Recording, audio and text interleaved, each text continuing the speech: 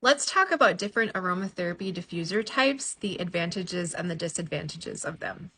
I'm going to be talking about ionizing or ultrasonic diffusers, nebulizing diffusers, passive diffusers, and candle diffusers.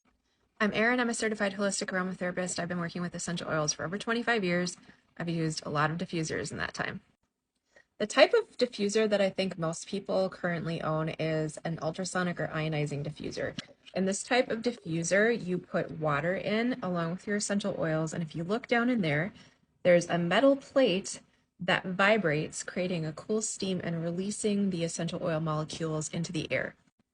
Disadvantages of these, they take a lot of cleaning. Technically, you're supposed to clean them every time you use them. With water from municipal water supply, you're also putting forever chemicals into the air that you're then breathing. And I've also noticed that these have a strong tendency to grow mold if you're not cleaning them out a lot. The other thing with these is that you end up throwing a little bit of essential oil away with them because they don't use all of the material inside, so there is some waste. I have two nebulizing diffusers to show you. The first is very pretty. And this type of diffuser, what it does is it has a pump that sucks air in and then forces it past essential oil molecules that then get forced out into the room.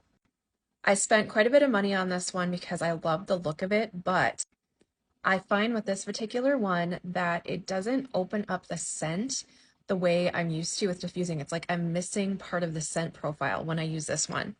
And I thought it was crazy, but then I talked to another aromatherapist who has the same diffuser and she says the same thing.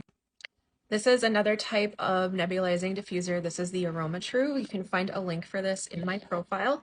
Currently on sale right now. What I love about this diffuser is it is waterless, so no mold, no waste, very little mess, if at all. You only have to clean it every 3 months. It works the same way as the last one. Air gets sucked in here, forced past the scent molecules, and then get forced out into the air. This one, you can put 4 different essential oil bottles at a time on it. You can program it with an app if you get the Aroma True essential oils, or you can do it manually. The essential oil just gets screwed into this atomizing head, and then that simply locks in here, and you're good to go. This diffuser really works, and you can also regulate the intensity of the smell, either making it more intense or less. There's candle diffusers. You use a candle and a little bit of water and then the essential oil in that. I don't use these anymore because I feel like the heat could be oxidizing some of the essential oil therapeutic benefit. And then there's passive diffusers like car diffusers or ceramic. These you just apply some of the essential oil and let it go into the air naturally. Add yourself to my email list and follow for more.